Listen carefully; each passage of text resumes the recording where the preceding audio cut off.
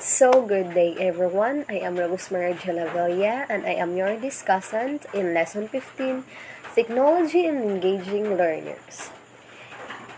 So, learning targets. At the end of the lesson, you are expected to or the student should be able to determine different educational technology application in engaging learners, compare motivation and motive questions, and present and demonstrate your instructional tool through a class exhibit. So, engagement is the first student-centered phase of the cycle in the model. This is where you consider students' prior knowledge or identify the possible misconception according to Duran 2004. There are different interactive and creative strategies to engage and motive motive to the students. So it's either you use a motivation such as interactive games, relevant songs, interesting dance, trending trivia, or you use emotive questions such as giving students an essential provoking questions which they will. So these are the examples of interactive games and creative strategies to motivate the students. So, artificial intelligence. Engagement is the first phase in the 5E instructional model, which was developed by Bybee and Dundes 1990. This phase is considered one of the most challenging segments of the teaching-learning process, which will require a great amount of effort and creativity from you as a future teacher. This student-centered phase should be a motivational period that can create a desire. So, learn more about upcoming topics through brainstorming, demonstration, questioning, or using a graphic organizers according also to Duran 2004. So, this technology, it can help or it use a to facilitate the student learning and increase students' engagement and improve students' performance. And also they can share their knowledge about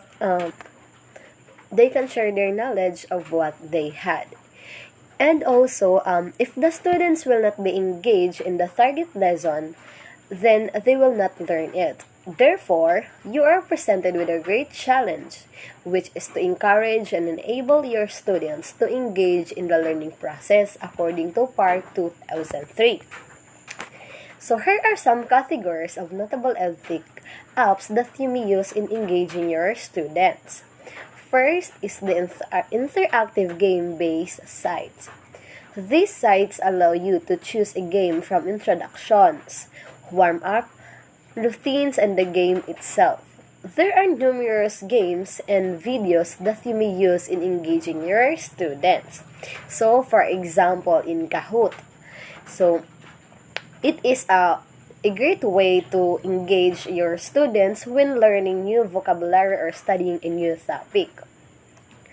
And next is application that generate word search games. This application help you create your custom word hunt that puzzle you may present and use in engaging your students. So for example, Wordscapes and also for Pix One Word. So it can help increase students' participation, foster social and emotional learning, and motivate students to take risks. And so next is local mobile game application. So these free mobile game application are based on the Filipino games. One is a word and mind game that interestingly and interactively engage the student by guessing a word that is flashed on the phone or screen. You may conduct this game by pair or by group. For example, Pinohenyo online. So, it can help the student to build their knowledge and also to think of what they learn from their teacher. And also, it helped the students exhibit their understanding of a subject in different ways. And next is infographic generating applications. So these are web-based applications which help the students create their own infographic during their brainstorming activity. So this makes students more engaged in the lesson by collaboratively sharing their inputs. So their groups then synthesizing their inputs through infographics. So for example, are Canva, Pictocart, and PPT or presentation. So this so infographic generating application, it aids students in organizing information in a logical way. Infographic creation helps. So infographic creation, it helps meet teach literacy standards.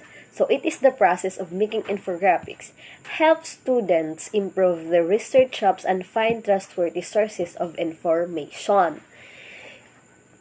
So this lesson features several categories of ethic apps that you may use in engaging your learners. Thus, if you are a creative and transformative teacher, you can also integrate these apps to almost all the phases of the classroom instructional easily.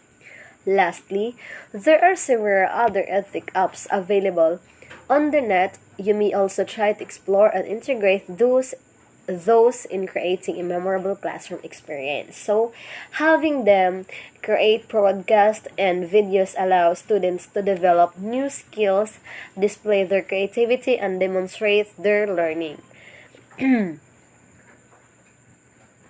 Yes, so having also this application or smartphones or the technology, it easy to make videos and broadcast with can be shared on the YouTube or a SoundCloud. So thank you everyone, and that's all for my report.